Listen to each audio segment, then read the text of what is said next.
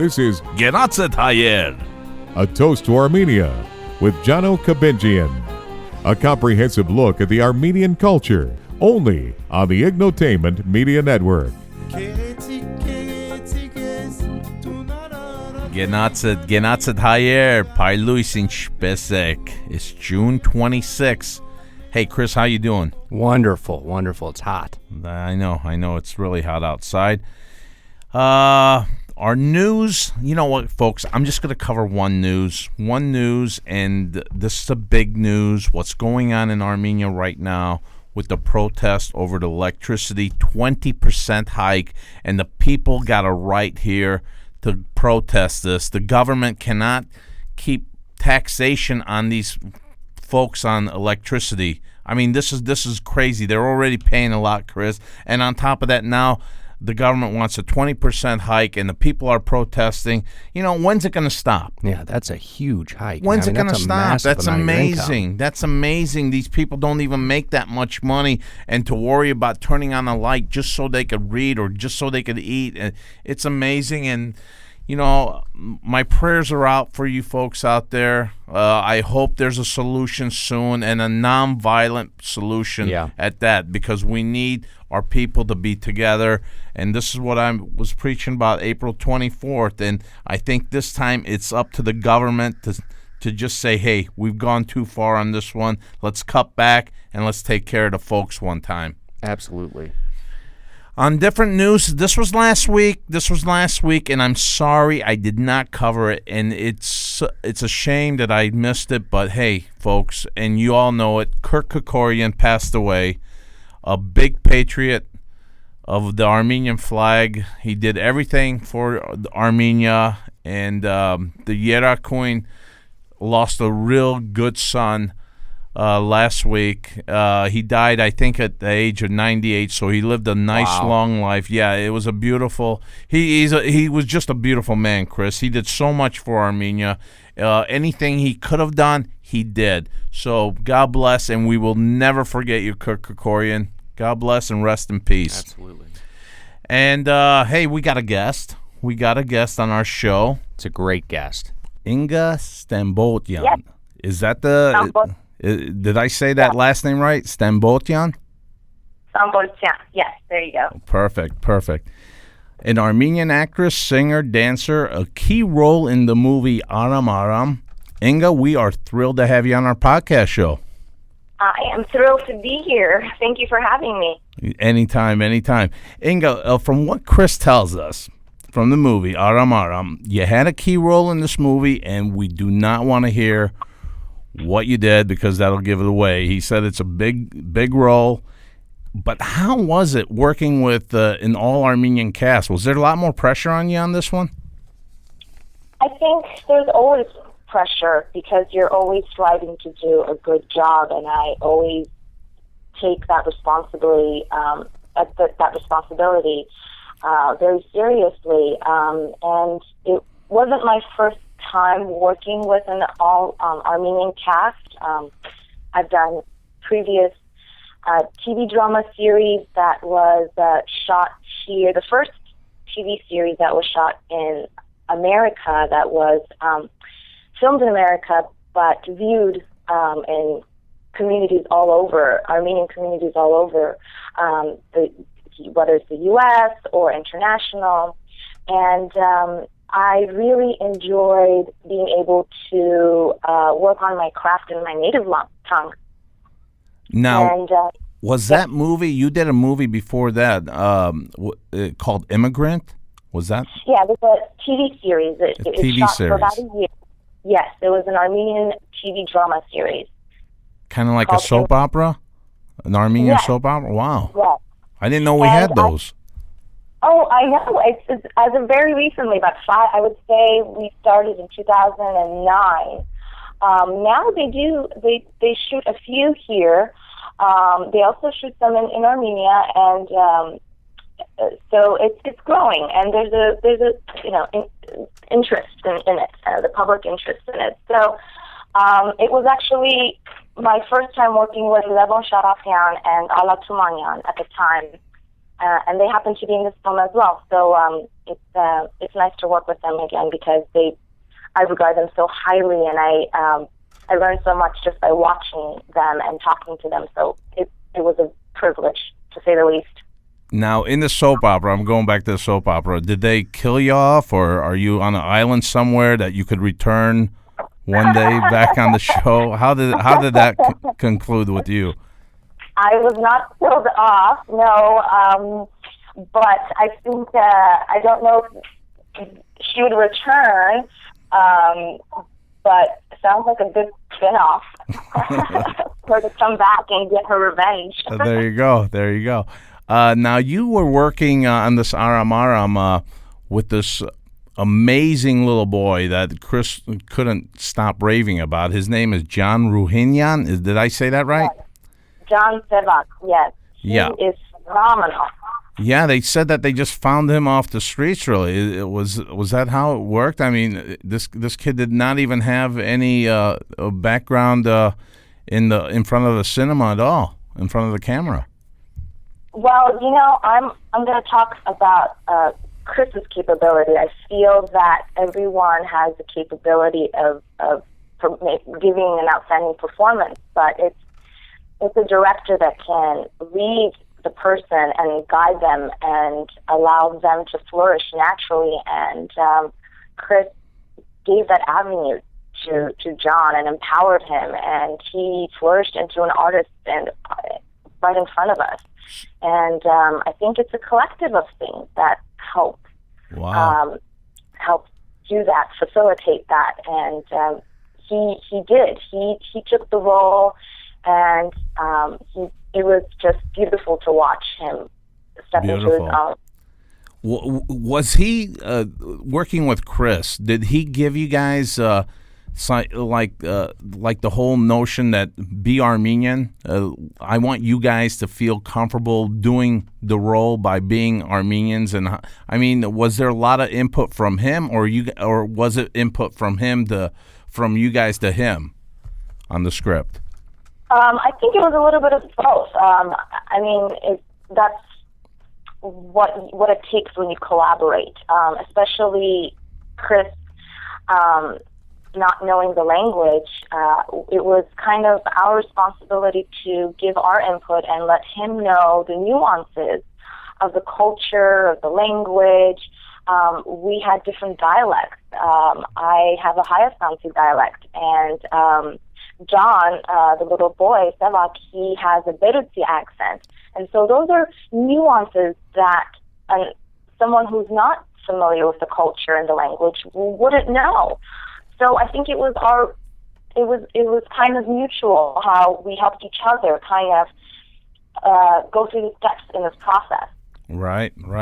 And I definitely know about the dialect situation. I'm married to an Armenian from Armenia, and there's a lot of times I just pick up one word or two words in the sentence and I roll with it, and sometimes I get people laughing at me at every party. So, hey, how have you been doing in the theatrical and big screen work? I mean, how long have you been doing this? Well, I was fortunate enough to start at a very early age. I started taking my first acting classes here in Hollywood when I was 9 years old. And so throughout my life, I've kind of just been chipping at it and putting this extra project on my resume, and then this project, and then this project.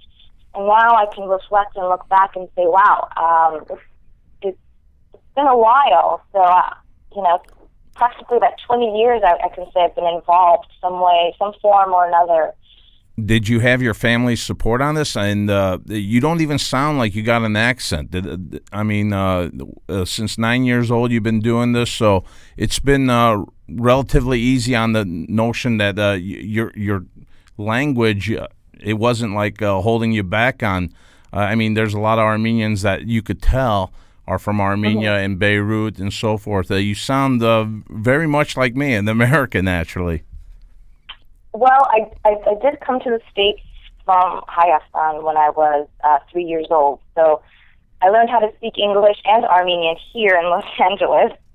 My parents were very persistent that we preserved our Armenian language. And I went to American school, public school, and I also went to Saturday Armenian school, and I learned how to read and write in Armenian, which gave me the advantage to be able to work with the Armenian industry, the Armenian entertainment industry, because the scripts were in Armenian. So that duality of language really came in handy. But, you know, it was a struggle. I think finding my identity as an artist, finding my identity as an individual, growing up in a very diverse city such as Los Angeles, and you know, I had my struggles, and I think that anyone who's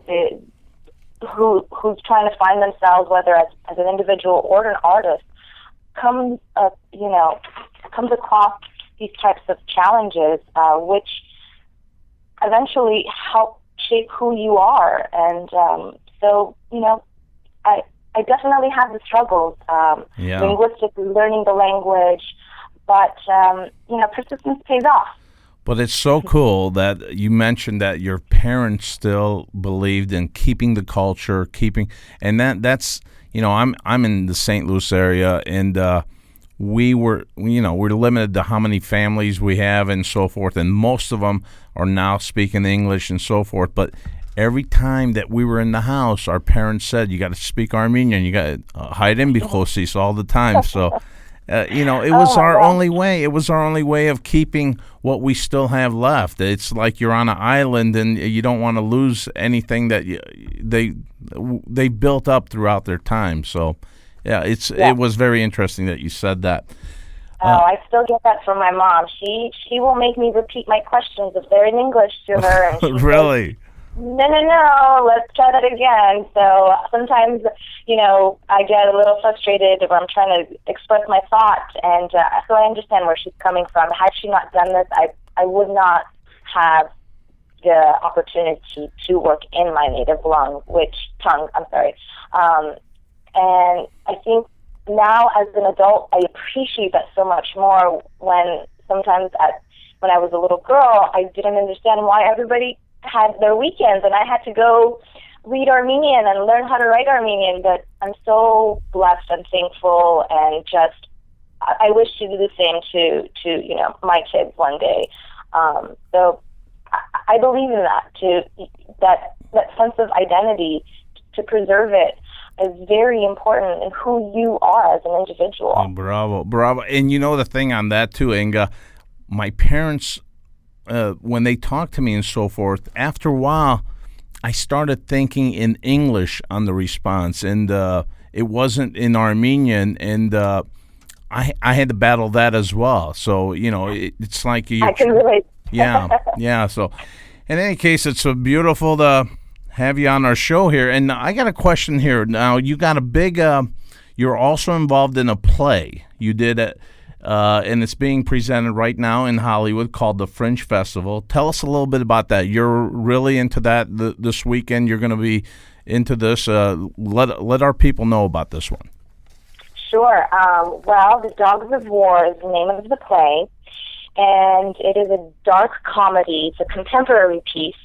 It's a very poetic tragedy, and it's an original play written and directed by James Stomine, and it's about it's a modern tale of gang warfare and romantic intrigue. And I think what's so unique about this piece is the language. It's a poetic tapestry of colorful and imaginative language. And the narrative unfolds in rhyme, actually, throughout the whole play. It weaves in and out while it touches through the urban drama that we're trying to create on stage. And it is our closing weekend. The Hollywood Fringe Festival is a theatrical performance arts festival, which started here in Hollywood in 2005. There's a few of them actually all over. The original one, so the Hollywood Fringe is modeled after the Edinburgh Festival, which has been Scotland, and it's a performance arts festival. So that became really big, and it had other cities and states host the festival, and Los Angeles is now one of the biggest French festivals in the nation.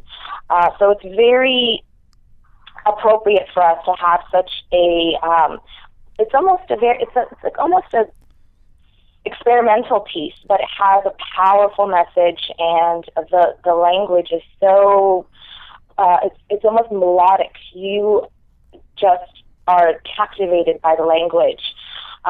So it's definitely a Fringe-worthy piece that I'm excited, and it's my 4th year with the Fringe. So I'm a true patron. I love it. I love participating, and I love watching and learning from my fellow colleagues. Now, you said this is about gangs. Is this like the movie Gangs of New York type, where it's based on the old gangs or the 1940 gangs or the modern? No. It's a modern contemporary piece. It's set in modern day Los Angeles. I got you. Yes. So it's not only about the gang itself. It has a lot to do with friendship and betrayal and revenge. The main character, without giving away the plot, gets drunk on her revenge and wants to plot revenge, and she comes up with a murderous plot. And so viewers have to come see what happens. I'm not going to give away the end. Hey, to follow up on that, I wanted to ask. I saw a project that you were involved in a few years back here that was called Starving in Hollywood, and I would love to hear some more about that. I actually, when this originally started, I'd actually had heard about it from a friend and had seen some. So I would love to hear about your experience in Starving in Hollywood. There you go, Chris. Great question. Sure. Oh, this is great. Actually, the producer of the Dogs of War, Shameless Redhead Production, they're the ones who produced Starving in Hollywood. Great people, loved working with them, great creative minds. And they had a few episodes and that they shot, little clips, like a variety show, but, little clips. And I participated in 2 of their clips. Nice. And it was really fun to just come together with people that you enjoy working with, that you can collaborate with, and you can create freely. And that's how I felt working with John Boyard. I think that's his. I'm going to butcher his last name. Sure. But Rebecca Honnett, she is the Shameless Redhead producer.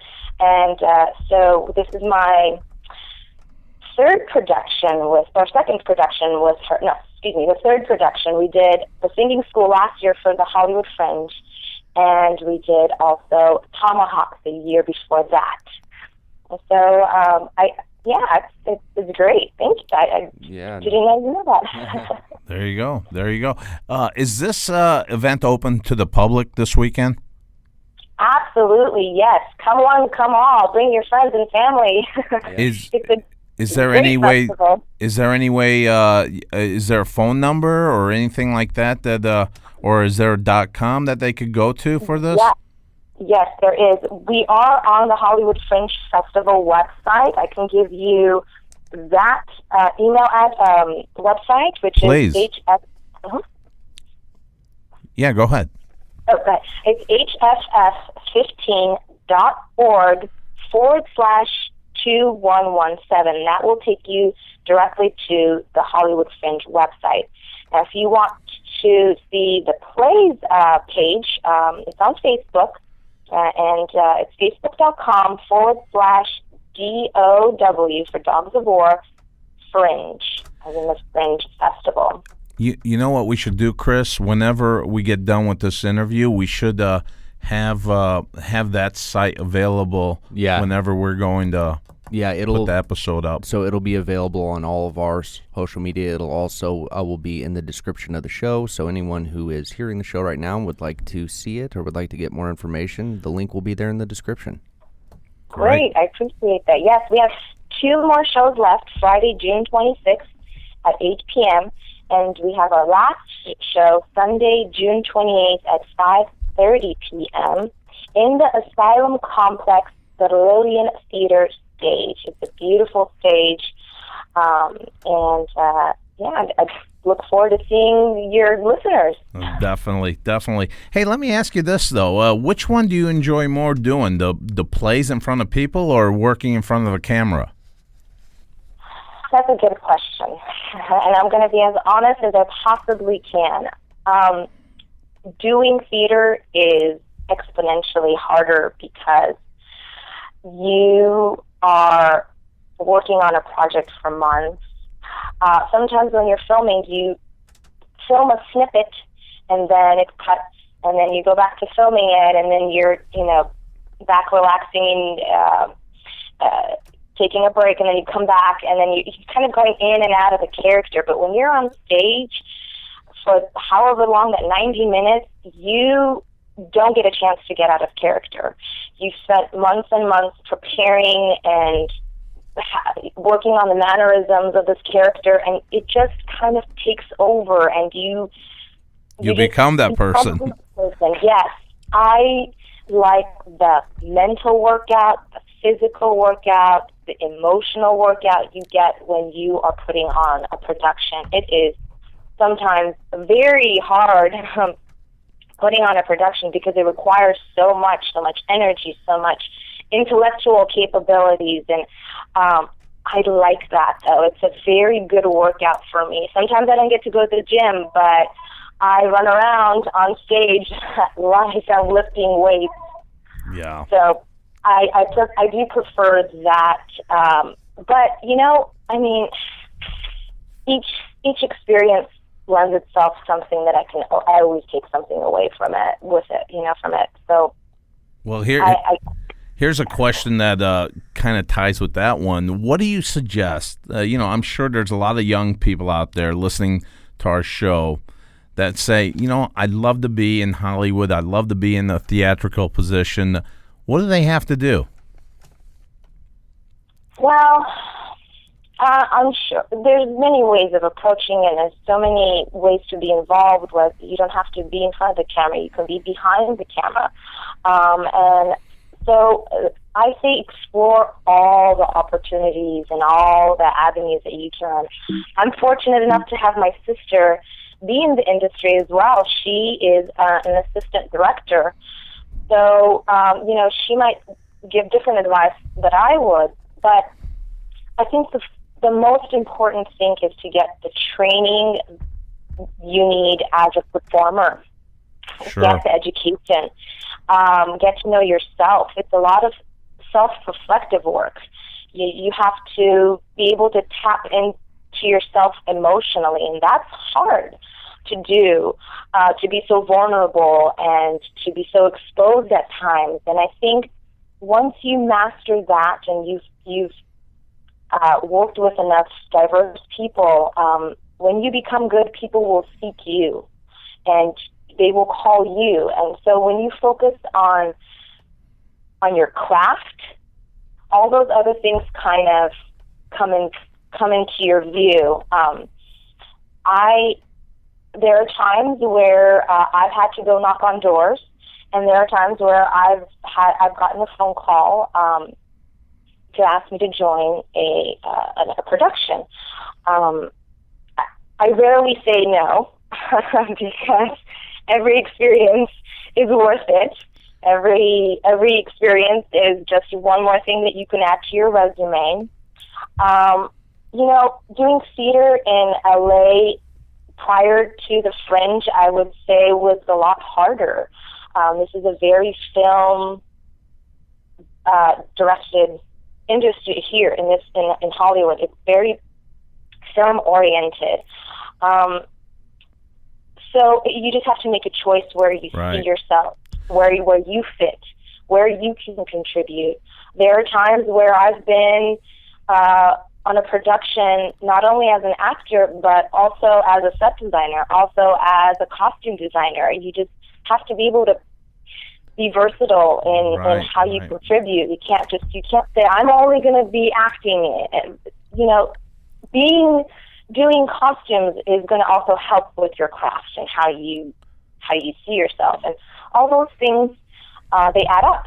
So take all the opportunities, knock on the doors, get your education, get your training, do some... And don't be discouraged, too, right? I mean, there's going to be a lot of setbacks.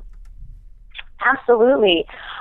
It's never personal. Sometimes you could be really good and you just don't look the part. Right. And, you know, it might feel discouraging at some times, but it's just the reality, and you have to take the good and the bad,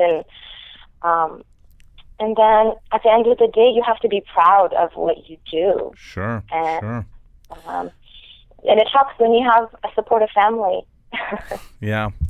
Hey, I heard that last interview we had with Chris, he mentioned that the crew is headed back to Armenia, or headed to Armenia to present Aram Aram. Are you going on this trip as well?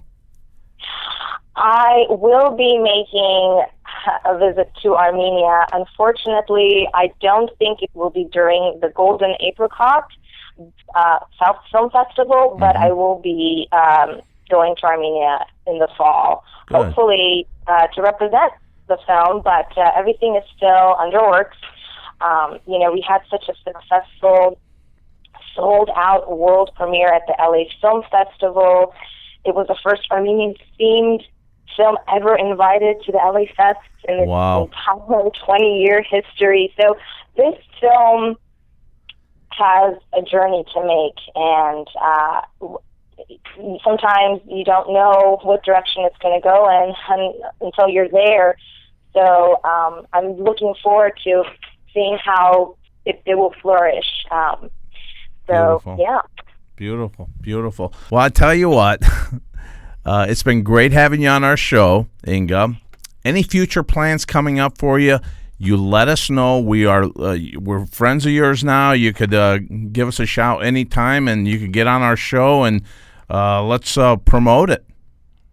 I love it. Thank you. I really appreciate it. I think it was great finding you. I'm glad, Chris.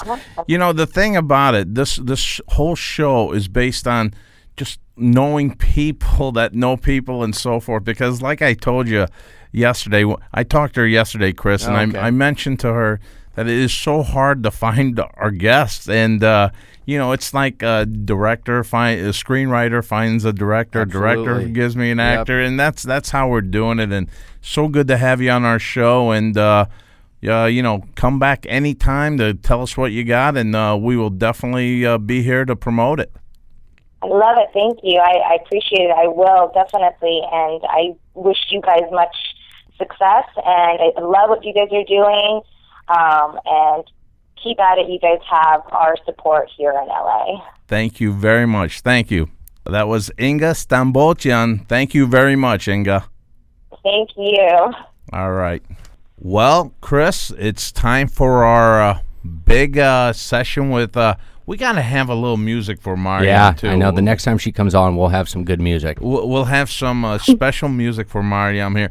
And Mariam, what do you got for us this week? Hi, guys. Today's recipe is called chicken paklava. Chicken paklava. And this is, I never knew we had a paklava. It's savory. Chicken. It's savory, yes. Right. This is once again Eastern Armenian dish, and I learned it from Lucine Badalyan, who's a radio host at Radio Van, FM 103.0 in Armenia. Great. And it's layered like baklava. That's why it's called chicken baklava. And what I love about this dish is that it's very easy to make, and it doesn't take too much time to prepare it, which is the problem with every one of us nowadays. We never have time to cook. You're right. So, yeah, and the ingredients are lavash, which is the Armenian flatbread, and then chicken breast cubed and marinated in a white vinegar, Swiss cheese, mayo, melted butter, salt, and pepper. Very simple. Wow. And you said this is like paklava, to where it's layered? Yeah, it's layered like it would be like baklava is layered with phyllo dough. This is layered with lavash. And I added mushrooms to this because I love mushrooms, but you don't have to. It's optional if you don't want to. We love mushrooms too. Yeah, we do love mushrooms. Yes. Is there any like white sauce or anything that comes with this, or is this going to be No. plain? Well, I'll tell you how it actually goes. To prep it, we layer the flatbread in a baking dish and brush each layer with the melted butter, so it won't, it will not come out dry. And when you reach the top of the flatbread, drain the meat and pat it dry, and then layer the raw chicken cubes on top of the bread. I know this sounds a little bit weird. It sounded to me too, but it comes out great. And then you spread the mayo all over the meat. That's like the sauce part. And you sprinkle it with the grated cheese on the top. And then lastly, you layer the slices of mushrooms. You cover it with the foil, and you bake it in 350-degree oven until chicken is cooked all the way, but it's not dried. And then you uncover it and bake it a little bit more so the cheese can become golden brown. And then that's it. Quick question. That's very easy. Quick question. Now, is the chicken, are they in little chunks or are they in big strips? And is this the breast or what? Which part of the chicken? It's a chicken breast. Yeah, it's the chicken breast because you want it to cook fast. And plus you cube in little cubes. Right, it has in to little be little cubes. Bit, yeah. I got you. Because every Armenian chicken dish that I know of, they throw the big chicken bones in there and everything, and I always battle that. So this is strictly chicken breast. This is chicken breast, skinless, boneless chicken breast. And are you preparing that chicken before on a different pan and then putting it into these layers, or are they cooking together? They're all cooking together, and the reason it cooks together, it cooks fast, is because you're marinating the chicken cubes in vinegar, and vinegar kind of cooks it. Cooks the the old meat. vinegar. Yeah, and you can do this an hour before, you can do this a night before, it depends on the time. Is there any garlic involved? Because you know how much we love garlic. You may add garlic, you may add onions, whatever you want to add to the sauce on the top. It's all up to you. Yeah. That's our dish. And what's this called? Chicken baklava. Chicken baklava. You can't go wrong with anything called baklava, Chris. You're right about that. I'm a huge fan of baklava. So thank you, Mariam. You got what's your site there so the people can get on yours? Later on I'll post this on my site, and it's called Cooking with My Armenian Family. This one is not in my book; it's just on my site. But you can find the full recipe and a picture on in my site. Perfect. Then that's our dish for this weekend, Chris. It's called chicken baklava. I'll be having it at my house. Well, hopefully.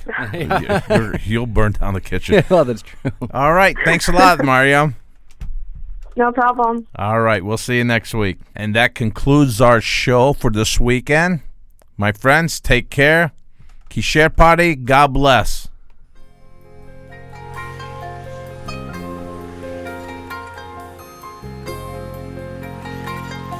Tune in next week for another episode of Genatzet Hayed, A Toast to Armenia with Jano Kabenjian.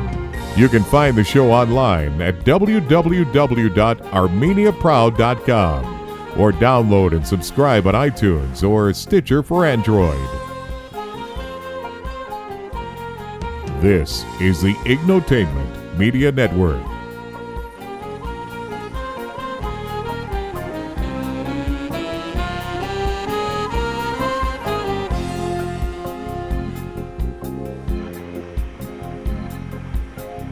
Que